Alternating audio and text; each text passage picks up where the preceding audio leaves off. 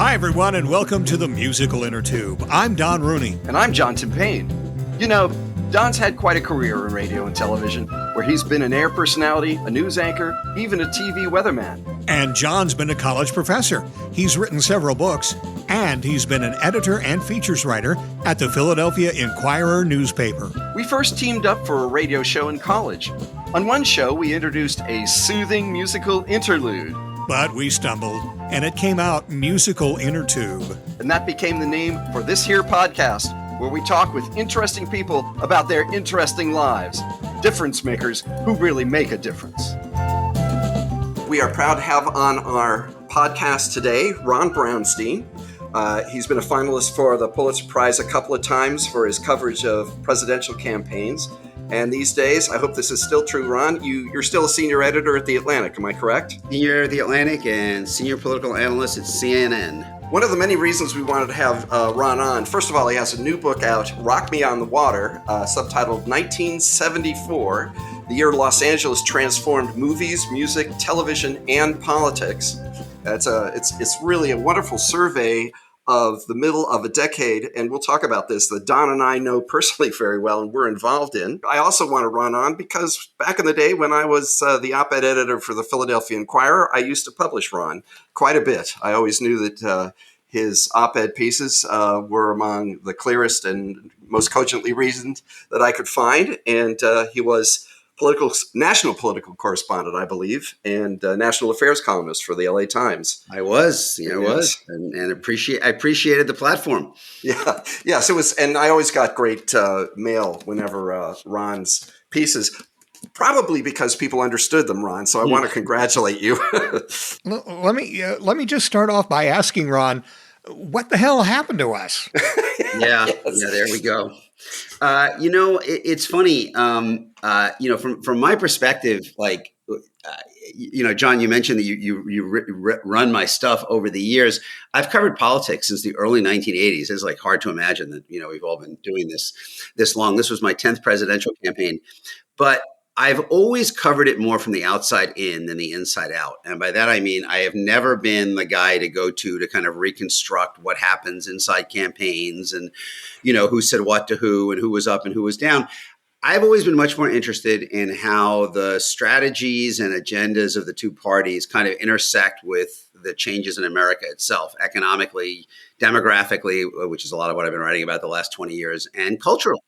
And that's kind of what led me to my interest in this book, which was like, how was culture and politics intersecting and bouncing off each other in the early 1970s, which was much like our own period in the sense of being a moment of intense generational transition. Yes. And substantial political backlash to that generational transition and the cultural changes that kind of came in its wake. And that's sort of how, at one level, how I got into this story about LA in the early 1970s.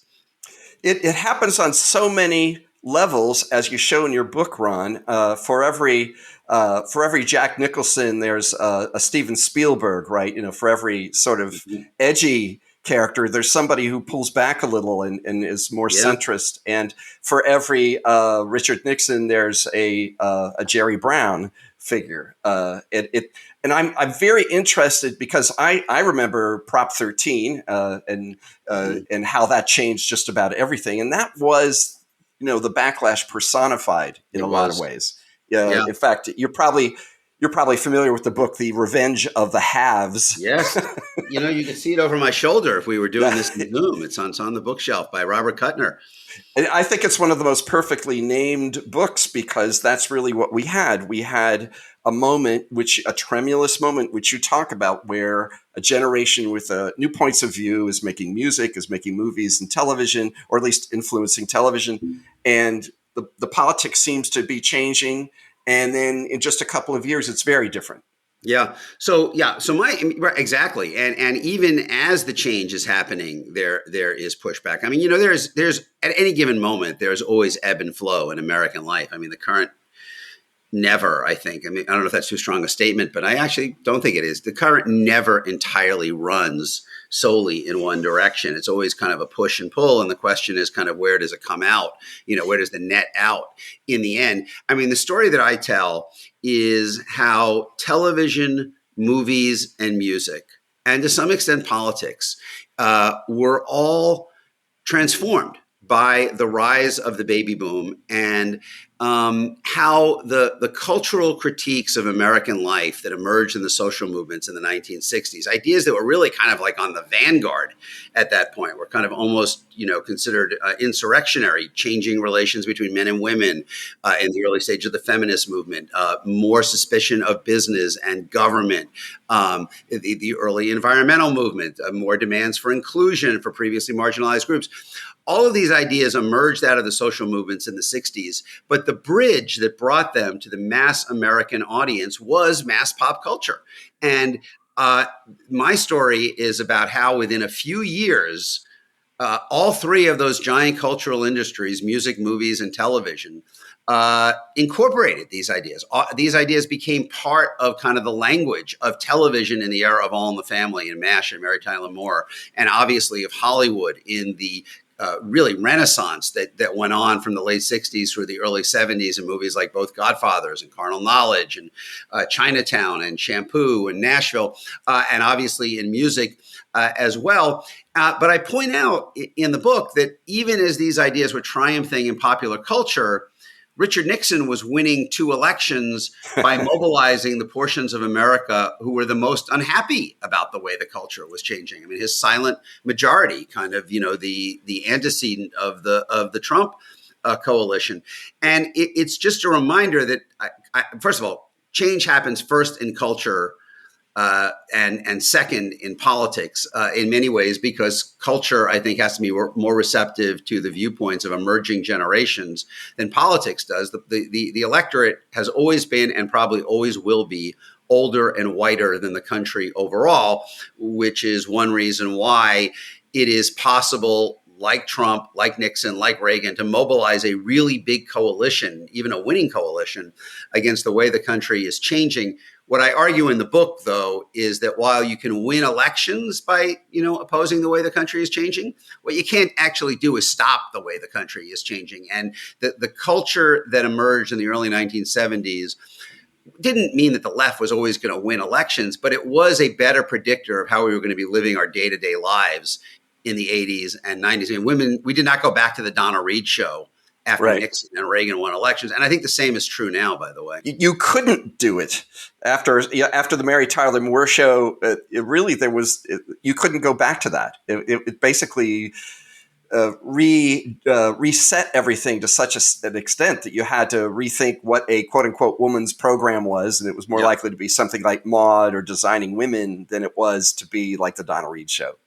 Yeah, it's funny, John, as you know, I mean, sometimes when younger generations look at these shows or movies, I think it's different with the music, but with the television and the movies, they are struck, understandably, by how much of kind of the pre-60s thinking still survive, how much of Laura Petrie there still is in Mary Richards in the early 1970s. And of course, the symbol of that was that she still called Lou Grant Mr. Grant, while the men on the show called him Lou. And James L. Brooks, who was the creator with Alan Burns, always defended that by saying, look, people may not like it, but that's what I believe this character would do. A small town, a woman from Minnesota kind of coming into the big city of Minneapolis, the Minneapolis. But and I think the same can be true in movies. And, when you look at the relations between men and women, or the role of Black people in the movies, and all of that is true. That from our perspective today, a lot of this seems almost kind of antediluvian or kind of trapped in amber and old thinking. But from the hardest thing in history is to kind of understand things in the context of their own times and not your own times. And it is. It is pretty unequivocal that these shows, All in the Family, MASH, Mary Tyler Moore, the movies, they represented an enormous change from what came before. Because as I talk about at great length in the book, the dominant strategy in both Hollywood and especially the television networks during the 1960s was to do their best to ignore everything that was happening around them. I mean, the networks didn't get any closer to Vietnam than Gomer Pyle and McHale's Navy, right? And, we were getting Green Acres and Beverly Hillbillies and Petticoat Junction and the Andy Griffith Show. The theory of the networks was you needed, at that point, only 3 networks. Every show had to have enormous audiences, and therefore it could not be, if they used to talk about the least objectionable program. That was the operating theory. And as a result, they kind of narcotized, the audiences through the entire 60s. And it was really only at the very end of the decade, as I, in some ways, as I recount in considerable depth in the book, that CBS, ironically, as the network that had kind of given America most of those, what did Fred Silverman call them? Shit kicker shows. Yeah. They were the ones who decided that they had to get younger, they had to get more urban. And that led to the decision, the turning point in television history, to put All in the Family on the air in 1971. And the same thing was happening in the studios.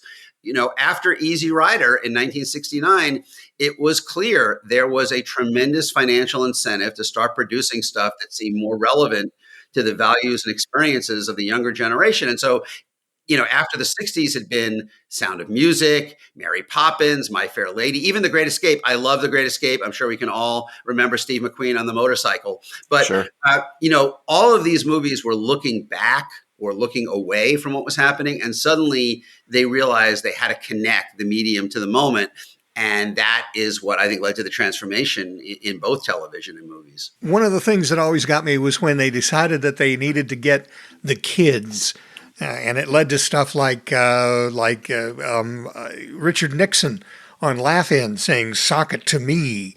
Yeah. And, just one of those token things that they were doing to try to get the kids behind them. And it didn't seem to work. Well, even Don, I thought Laugh-In itself is kind of like that, right? Because if you look at like the top 10 shows in 68, 69, I mean, Laugh-In is the only one that has any connection to contemporary culture. And even it was not really, a big source of social commentary in the way, say, the Smothers Brothers had been. I mean, like Nixon was to Laugh-In as Laugh-In was to NBC. Like I'm doing an SAT test here. But yes.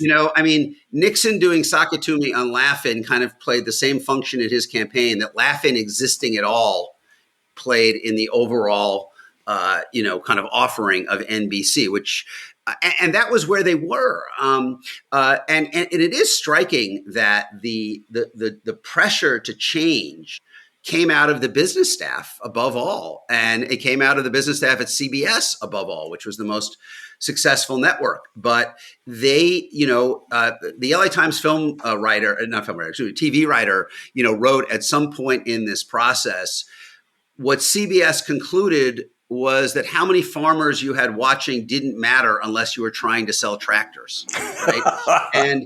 and so, of all people, this guy named Bob Wood, and I tell the story in the book of Bob Wood and Norman Lear because obviously we all remember, and Norman Lear is revered as the visionary who changed television with All in the Family and really made it, I think All in the Family is the beginning of the road to peak TV because it irrevocably established the idea that television was a fit platform from which to comment on the society around you. I mean, you watch those episodes of All in the Family and they are living in the same world as the viewers.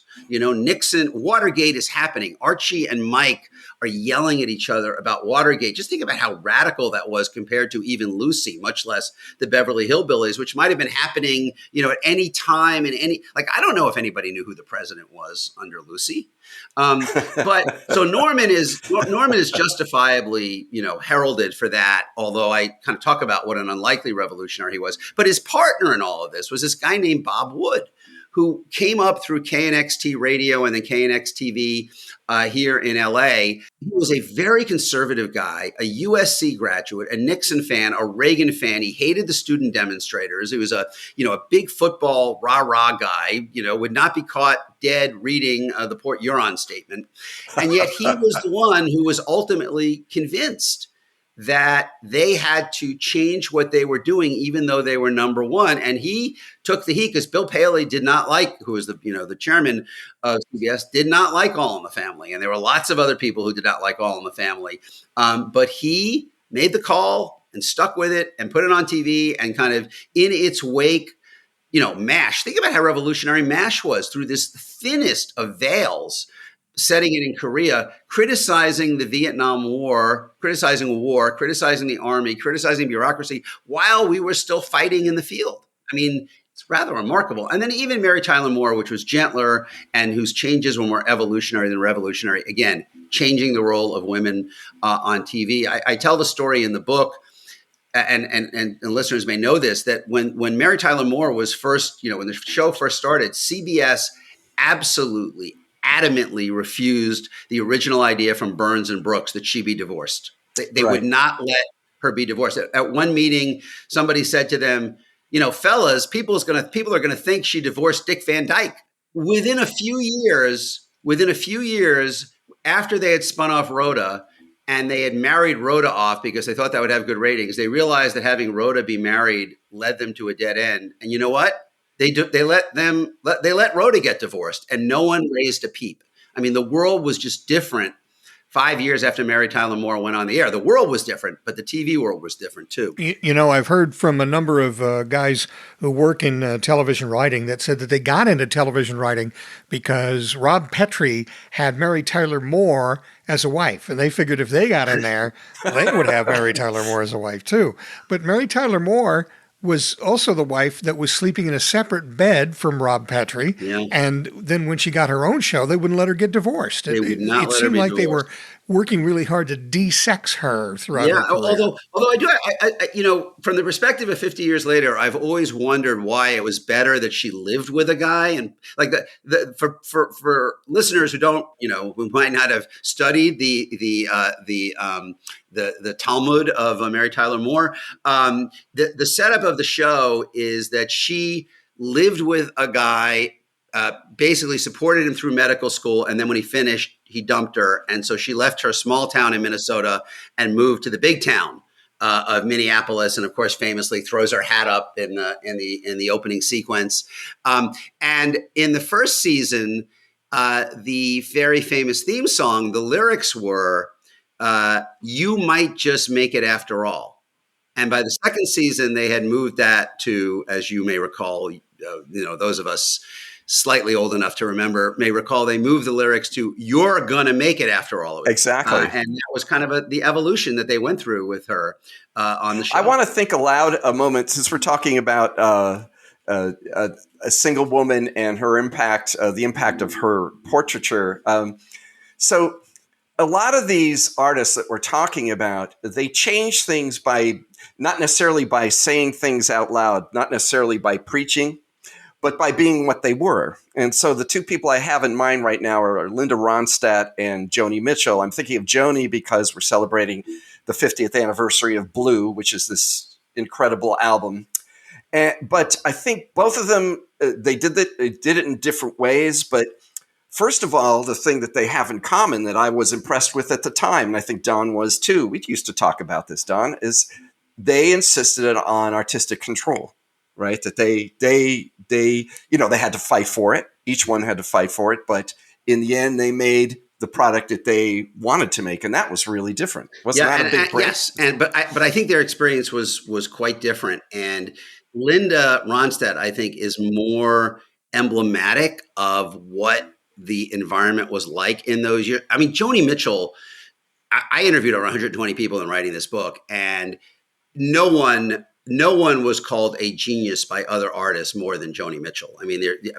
I think she was viewed by her contemporaries as operating on some unbelievable sphere of, some combination of the songwriting and the performing and the beauty. And she just seemed like, she kind of fell out of Olympus and, landed in Laurel Canyon.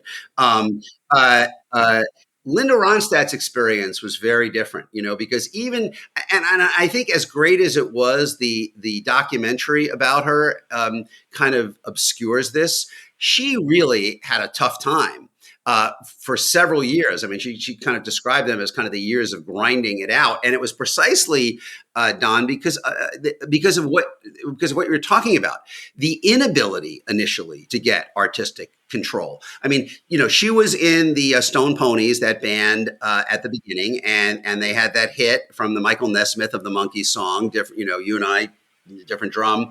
And then Stone Ponies broke up and she's on her own. And she had this vision, this sound in her head that she was trying to achieve, like many of her contemporaries in LA at the time, this kind of new blend of rock and country and blues and folk.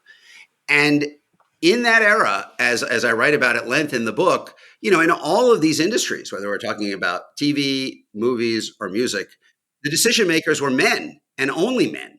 And she had a very hard time for years getting anybody to kind of listen to her and to, kind of take her ideas seriously. There was an awful lot of, kind of patting her on the head and don't you worry your pretty little head about it. And, she was staggeringly, beautiful and sexy, but she was also insecure, kind of giggly at times in those years. And it was really hard for her to kind of make progress. The low point being when Capitol Records put her on the cover, like in a pigsty, I think, where she was kind of ready, the cover of one of the albums, like she was ready for a role in the day, like The Farmer's Daughter.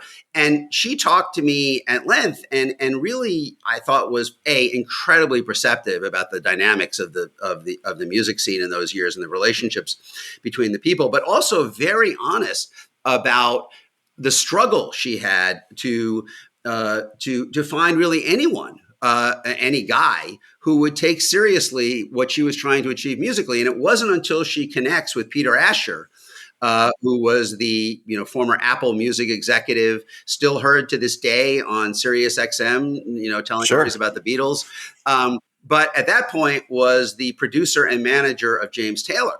And, after she had run through a whole range of producers, most of whom were also her boyfriend at one point. She finally connects with Peter Asher and they produce her breakthrough album, Heart Like a Wheel, which is released in November 1974 and is one of four. I mean, talk about the, kind of miraculous year of 1974. 1974 gives you Heart Like a Wheel, her breakthrough album, Late for the Sky, which is Jackson Browne's kind of youthful masterpiece, On the Border, which is the turning point album for the Eagles when they get their harder rocking sound. And really, there's no question that they're going to make it to the top tier. And then as you kind of alluded to, Joni Mitchell had Court and Spark, her most successful commercial album. So, but Linda Ronstadt's story really was echoed by a lot of women in those years, not only in music, but also in television and in movies.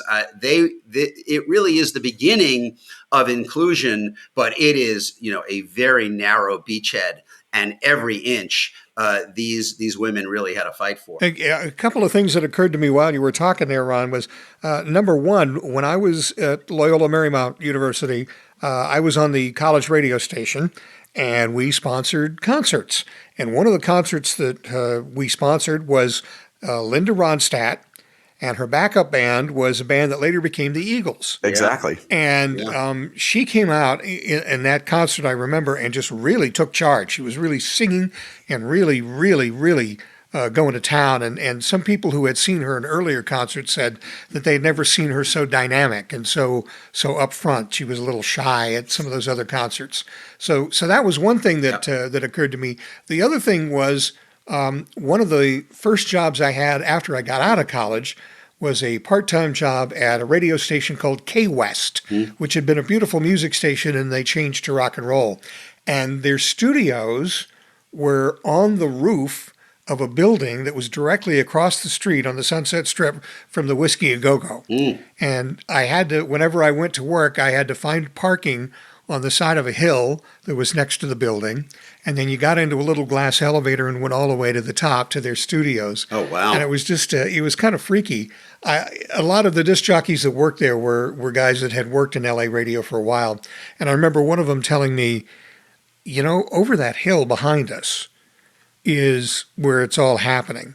over the hill behind us was like Laurel Canyon. It wasn't right there, but it was within a mile or a couple of miles. And he says that's where they all are. That's where Linda Ronstadt is. That's where Crosby, Stills, and Nash are.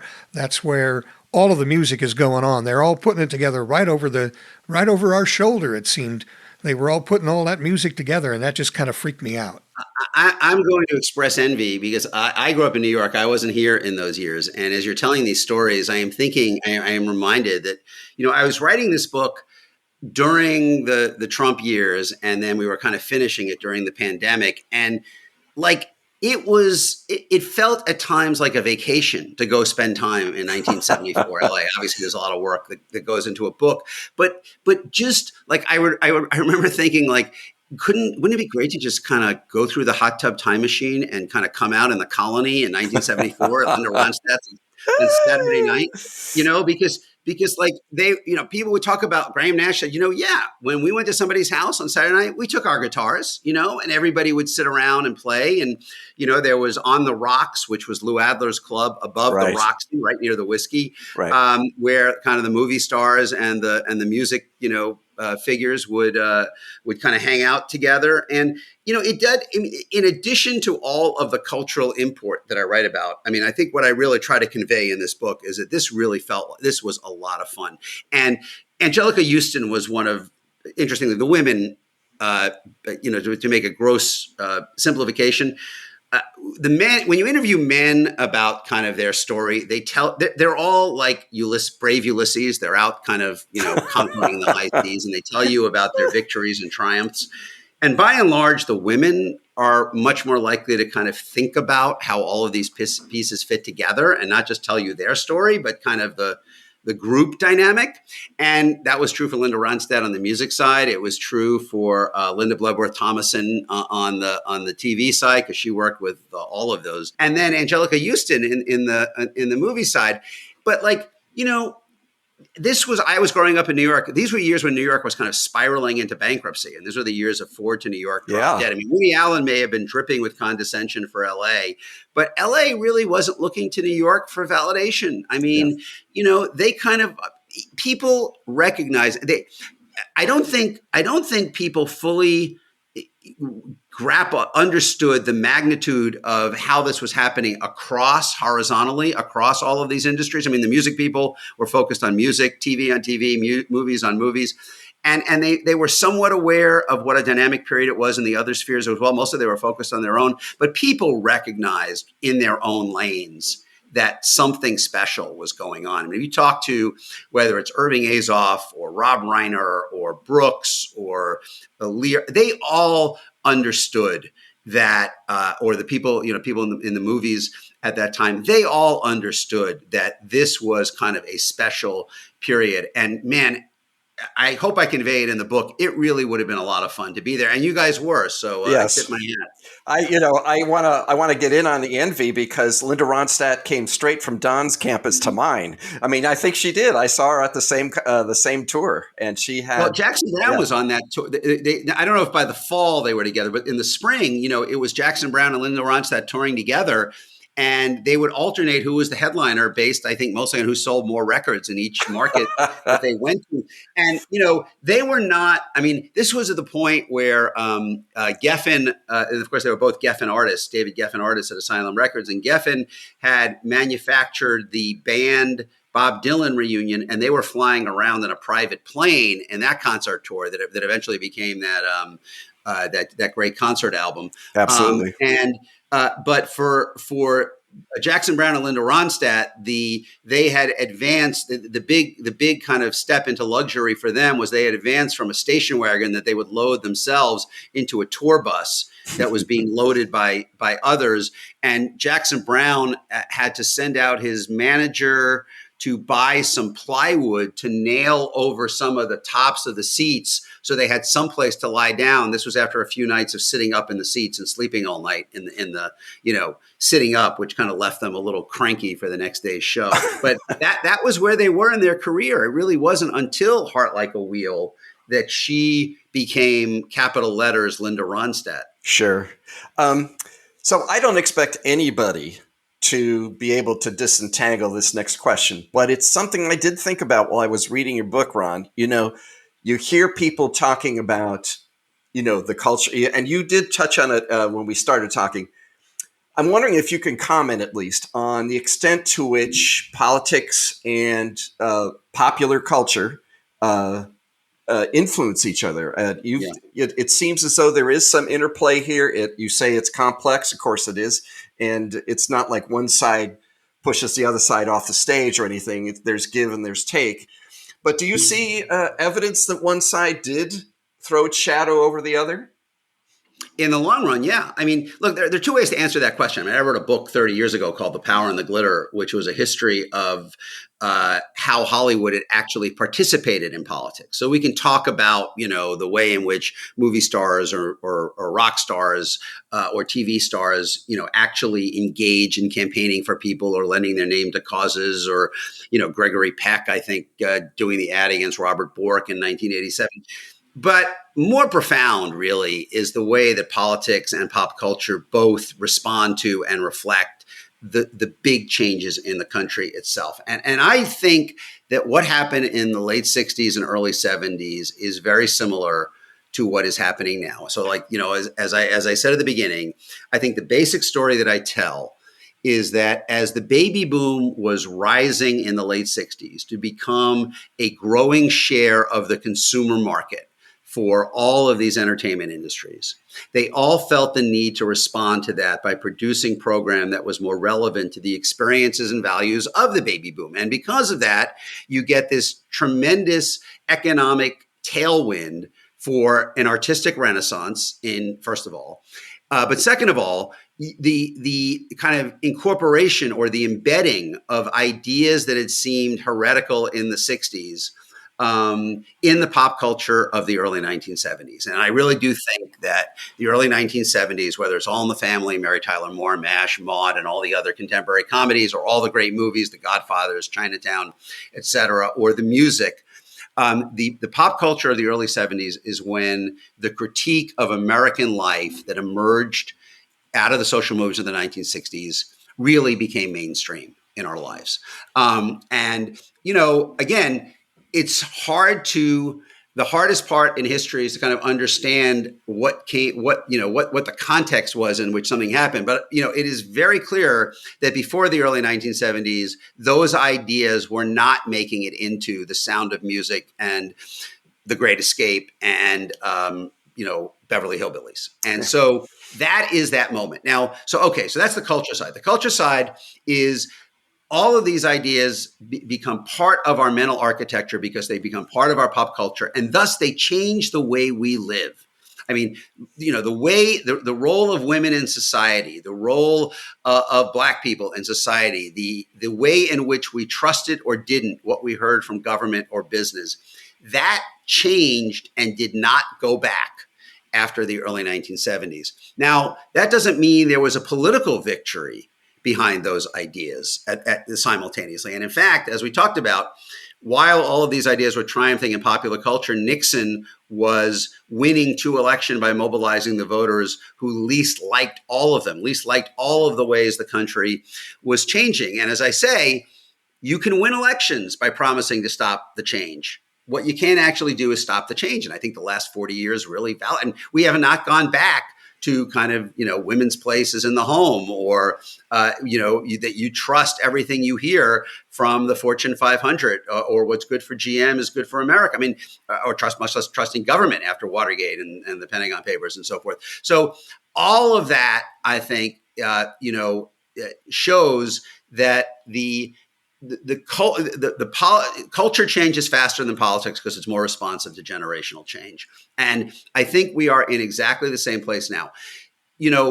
I don't know which party is going to win the election of 2032, but I am pretty confident that we are not going to be fighting about transgender rights in 2032 any more than we are fighting about gay marriage today, compared to where we were in the early 2000s. I mean, if you look at kind of the vision of kind of panoramic tolerance, acceptance, and diversity in pop culture today, I think that gives you a better idea of how we will actually be living in 10 years than going through the election results of 2020. I think the culture is kind of the canary in the coal mine in that sense, and then politics plays off of it.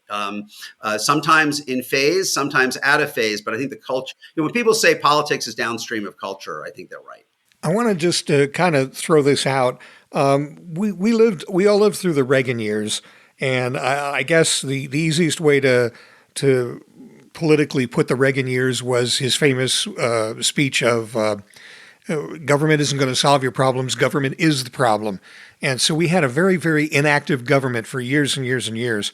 And now with Biden in office and passing like the American Rescue Plan and all this other thing, it just seems like there is an idea among the populace now that maybe the government should step in and fix some things and right some wrongs. Do you get the feeling that we're in that sort of situation now, that we're in that wave where people might think the government might be doing a little more than it has been? Yeah, well, mostly yes, and mostly because of generational transition. I mean, millennials and Gen Z pretty clearly are open to a bigger role for government than many of the older generations. And, very revealing of this is that Republicans, by and large, are not head-on fighting Biden's economic agenda. I mean, they are making complaints about it, that it's too much spending, it's going to kindle inflation, or that taxes will go up. But that's not really their core effort to push back against him. I mean, their core effort to push back is to change the subject away from the economic agenda toward more cultural disputes, things like, the border or critical race theory or, defund the police. I mean, and all of those are kind of the modern stand-ins of Nixon's agenda for his silent majority. I mean, the core, I've been since 2012, I have argued that the core divide in our politics is between what I call the coalition of transformation, the Democratic coalition, and the coalition of restoration, the Republican coalition, which is essentially the voters who either are or are not happy about the way the country is changing. And everything, there is an endless conveyor belt of cultural and symbols that conservatives put forward to constantly tell their audience, whether it's on Fox or at a Trump rally or, just kind of campaigning, that the America they have known is slipping away from them, is to convince them that, that they are losing ground to this new redefined America. And that if Democrats win, America will literally cease to, Mike Pence at the convention last year, the issue is not whether America is left or right in this election. The issue is whether America is still America. So there is, in answer to your question from before, the culture is always has to have one foot in the future, because it is the cultural industries are heavily dependent on young people, and that change, especially when the generational change now coincides with racial change. I mean, the baby boom was big generational change, but it wasn't big racial change. Baby boom was 80% white. Because there was no immigration between 24 and 65. Now, we not only have this enormous generational transition in which millennials and Z are surpassing the baby boom as a share of eligible voters, but the change also is compounded because it's a big racial transition, right? Millennials and Z are the most racially diverse generations ever, and the one after them is going to be the first one that's ever majority non-white. So in all of these ways, the country is changing. The pop culture reflects it, and the core of the Trump appeal and of the modern Republican message is, we will make this stop. Trump almost offers himself as a human wall against the demographic and cultural change that his voters fear and distrust. But I think the evidence is pretty clear, as I write in the book, from the early 1970s, that while you can win elections by promising to stop the change, you can't actually stop the change. Well, Ron Brownstein, I think that's a wonderful place very thoughtful place to say thank you so much for being on the Musical Innertube. It's been really a lovely hangout with you here. Yep, Ron, it was really great. It was a wonderful talk. I'm sorry we're running out of time here because we barely touched on movies, which is how you open your book. Your first chapter in the book is on movies. And I would dare say that a lot of baby boomers out there would take some of those early 70s movies, like something like The Conversation, and a really groundbreaking movie, and say it's their favorite movie of all time. And real quick, I mean, one thing I'm really proud of in the book is I think it's a whole new way of thinking about Jack Nicholson and Warren Beatty.